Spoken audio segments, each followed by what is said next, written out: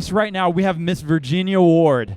Virginia is a proven veteran in the world of youth ministry. She's been a part of the YS world for a long time. She's a YS thought partner, and she's the director of leadership and mentored ministry initiatives at Gordon Conwell Theological Seminary. So, Virginia, tell us a little bit about you and your story.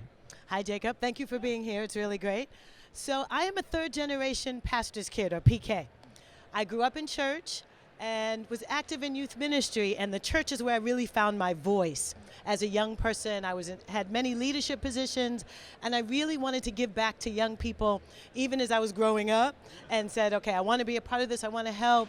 So I'm a wife, mother, have 2 sons who were my youth ministry guinea pigs, I call them, and they're still alive and doing well, so that's part of the battle. So I really love youth ministry, really love being here at YS, and really think it's important to help other youth leaders as well.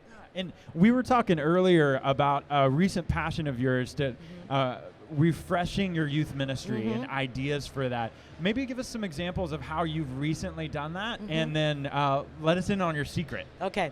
So again, being in youth ministry for a while, it's easy to keep doing the same thing. And you just kind of default to that. It's easy, it's comfortable, and in an urban setting, we don't have a lot of money, so it's not like we're flowing with millions of dollars in what to do. So we have to be entrepreneurial and have to change things around. So we had a youth ministry that was functioning. It grew from like 5 kids, and 3 out of the 5 were mine or related to me. So we had to grow it to help reach kids in the community. So some of the things that we did is we revisited the name of the youth ministry and said, the name is a little bit dated. But we kept true to the mission of reaching kids and helping them to know who God is, walk in his ways, and to teach others. But simple things like repainting the youth group because it was a bright yellow. It's like, okay, we need to change its color. And refreshing the artifacts, but also refreshing the leaders, because it was very important that we as leaders learned how to grow and how to do ministry differently, understanding how young people develop and understanding their development cycles.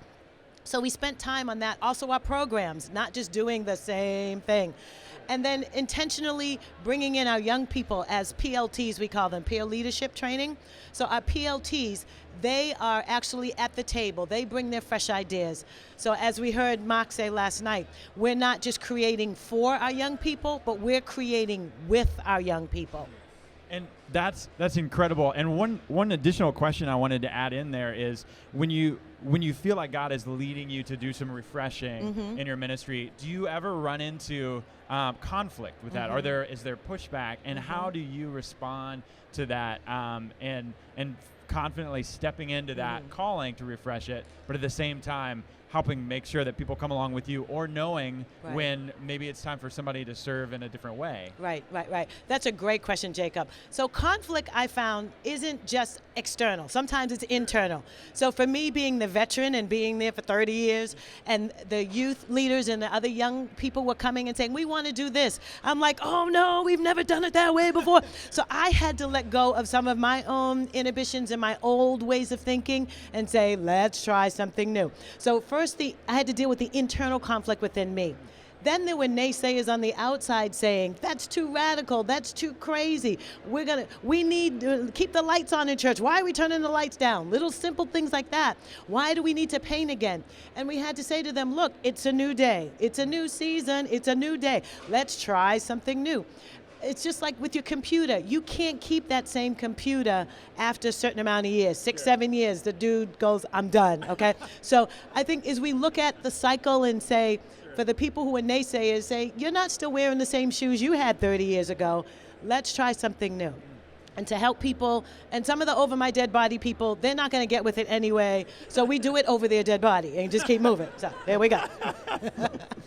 You mentioned a really key point that I'd love for you to expand on a little bit, of bringing students to the table and helping them be involved in the refreshing process. So practically, what does that look like? Does that look like you have a kind of a little selection from each age? Do you have a balanced selection of male and female, or is and also, what do you do with the students who you see potential in them, but they're not quite stepping up as leaders as they need to be? So how do you foster that in them? Great questions. So we actually did it on multiple levels. We also surveyed students who had already graduated from our youth ministry and said, what did you get out of this youth group? How did it help you? How did it bless you? Then we went to the kids that we said, you're great leaders. You have great leadership potential. Would you like to come to the table with us and plan with us? So we literally had them fill out applications to be a PLT. They had to get a peer recommendation from one of their young people in the youth group. Okay. They also had to have an adult recommendation. So their parent had to say, yes, my child can do this. I see this leadership potential in them. And we invited them to the table to participate. And then the kids who we felt were like maybe green going into yellow, they weren't quite red yet in order to be in this leadership role. Sure. We said, hey, we're going to open this process up again in the spring. Why don't you take a look at your life, take a look at your schedule, and this is something you can aspire to. But in the meantime, we're going to go with these folk over here who are ready, but we also have potential people in the wings to say, come and envision with us. We had focus groups. We asked the kids themselves, what do you see? And we gave them permission to give us the good, the bad, and the ugly of the youth group. And we didn't go, oh, but we did, might have inwardly, but externally we're like, okay, take it with a straight face. I can take this straight, straight, no chaser. So we just took it and we learned from the information because we gave them permission to be really honest with us. So in a world where I like my stuff microwaved, I like it instant. I love my instant coffee, even though it doesn't taste as good as pulled espresso shots. Right. At the same time, thinking about refreshing your youth ministry, for you and your experience, what's that timeline? I mean, and is it a process that you start and you never really end, that you just continue? So for you and your ministry, what does that look like? Well, it's the song that never ends. Well, it is a process, 100%. So this whole process has really taken us 2 years to do.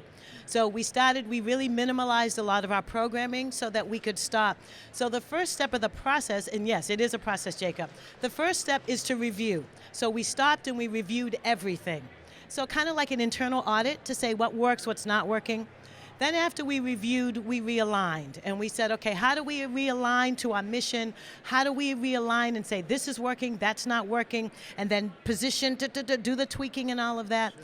And then after the realignment, then we said, okay, let's refresh. And that's where the actual actions came in of the painting, the putting the kids in the positions, and allowing them to even run parts of the Friday night and even the Sunday morning service time.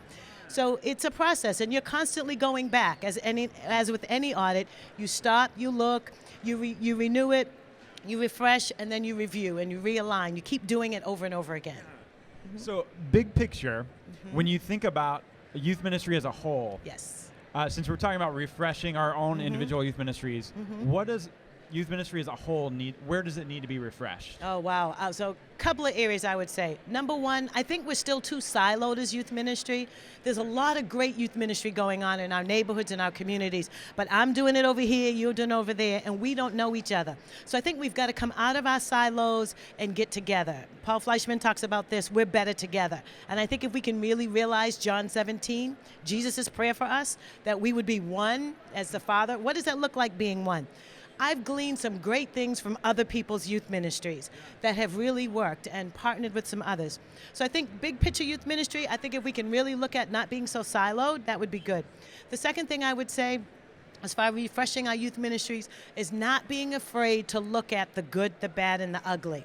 That we have to look at what's ugly and what's broken. We need to look at it and fix it and not be afraid and not take it personally, but say that, hey, this is about the kids that we're ministering to, and they need something that's refreshed, something that ministers to culture and helps them to better minister to the culture that we're engaging in.